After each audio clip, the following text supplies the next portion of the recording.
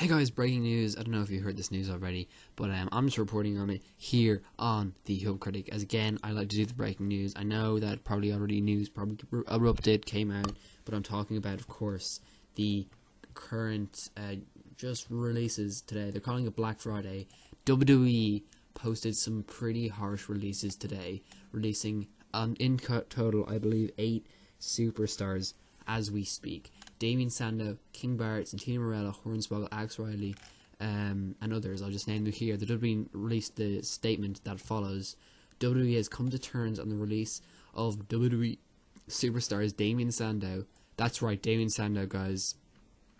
King Barett, Santina Marella, Cameron, Hornswoggle, Alex Riley, El Torito, and Zeb Coulter as of today, Friday, May 6, 2016. WWE wishes them all the best in their future endeavors. This is the crazy news. I already heard on earlier today, seeing other superstars go, such as Wade Barrett and stuff like that, but I did not realize Damien Sandow was to go. This is crazy news. Again, a lot of these this is right from the horse's mouth, so of course it's true. I'm just crazy that this actually happened so soon, so fast. And I know, obviously, Wade Barrett, he apparently last year had basically said that he was going out, and that he was, once he was dropped out of League of Nations, it was kind of obvious what was going down. I mean, he pretty much said he wasn't renewing his contract last August when it was announced. It was said that his contract renewal will be up soon. So yeah, he did not renew his contract. I believe he's been released just outright, just like all these other superstars and Diva Cameron. I'm just going to go through the main, just building up to the main one here. But another one that was funny for me was Alex Riley. Now, if you don't listen to Sawmaster Sounds Off, he was on last week, actually based a bit of an episode on Alex Riley, just talking about how he had a bit of a Twitter war with him, but he didn't really, because Alex Riley was the one initiating this sort of aggressiveness. He's an aggressive guy, I guess. He did a bit of stint on NXT, but anyways, he was trying to get back into the superstar role. I mean, he was trying to chase a dream then. In fairness, we could all see. He got offended by a comment apparently misinterpreted from a YouTube video on TV Tracks. So he went over and actually, took offense to this comment about him not being as good at Triple H. But the comment was not that he was a bad superstar, but he would never match up to Triple H. So, I mean, he took that the wrong way. He said he's just basically a Triple H, but not as talented. Which, I mean, in fairness, it is sort of true. He never reached at a good stature. I mean, he was at WrestleMania with The Miz, but he was always in the shade, shadows of all the other superstars. You never really remember the guy, to be honest.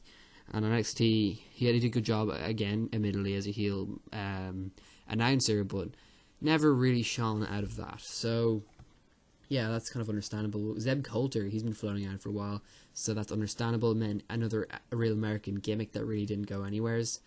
El Torito, I mean, he was part of the Los Matadors, and of course, they're not doing much at the moment, but El Torito was just in there. I find it funny that they also released Hornswoggle as well, like the two midgets. They just got them out of there. They just didn't find anything for them. Hornswoggle has been with the company since 2006, so this is 10 years in the making, man. Yeah, and it was always sort of told that, Hornswoggle was the guy to end feuds. If you were having, troubles with two, and just throw in a midget, guys.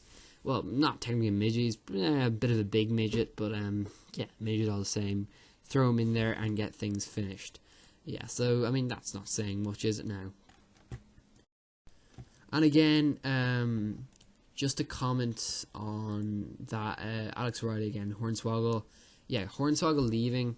Guys, that's kind of, yeah, he's been a part of the whole WWE childhood for me, really, because I've grown up with that guy being there. I mean, ever since I've kind of heard about wrestling, I've always known there's a guy called Hornswoggle, a little Irish, not even Irish, but leprechaun type character. And yeah, he hasn't been around in a while. I wasn't really surprised at all when I hit them. I mean, most of these I weren't surprised at. Santina Marella, again, he's been in the last couple of WWE games, surprisingly, but no, he hasn't really featured in any serious major thing in the last 2 years. Since the Slammies where I thought he'd make a bit of a comeback, but again, he did kind of, I guess, announce his in-ring kind of retirement a couple of years ago, sort of kayfabe, I guess, and it really has come to be now. So I mean, that's kind of crazy. King Barett, yes. So I kind of talked about him earlier. Again, it's a no-brainer really for me that this would happen. So Yeah, coming straight from Rolling Stones, I believe, right now. It announces how they are lost. And, of course, Barett and Sandow worked on television lately, the former making his final appearance last month when he summarily dropped from the League of Nations stable. This was, of course, after that whole stint he had with the League of Nations. Wade Barrett never really reached that stature in the company. I mean, you can look at him as, a member of the Nexus. You can look at him as a sort of mid-card to upper mid-card at some point where he had the big World Heavyweight Championship reign. But no, he never really made that jump, I guess, that Sheamus did back in the day. They were kind of comparable, I guess, in ways, from Europe and stuff like that, and strong style wrestling, or whatever you'd call it. But no, I was really kind of disappointed that he never did. Bad News Barrett really was a fun one. I never really liked Bad News Barrett. I kind of prefer the Wade Barrett, in my honest opinion.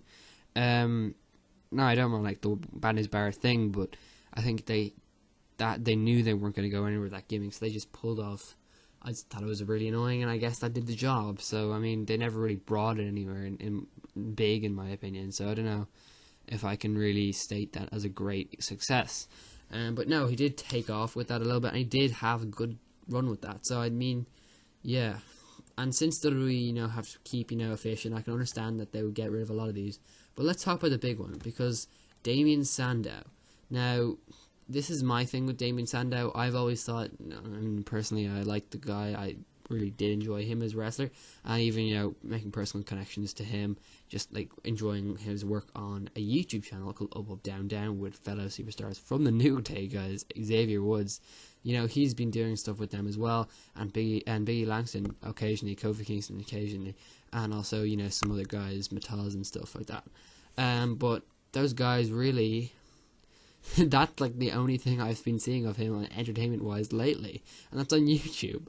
In the last couple of years. But anyways, he's been doing stunt double work. That was last year with The Miz. And then, of course, he turned to the Macho Man sort of Hulk Hogan gimmick with Curtis Axel. And then as soon as Hulk Hogan was gone and blacklisted from the company, that sort of fell down. And they never really brought back the Miz gimmick. I mean, I thought it would be funny if they did. But then, of course, he went in and tried to pretend to be different wrestlers. I guess that was kind of, as well following on after the Hulk Hogan thingy. But no, that was just annoying as hell, and everyone gave out about it. And of course, when he comes back, he gets the giant pop. And you know what? This is kind of disgraceful for me that a person like this never really got that chance.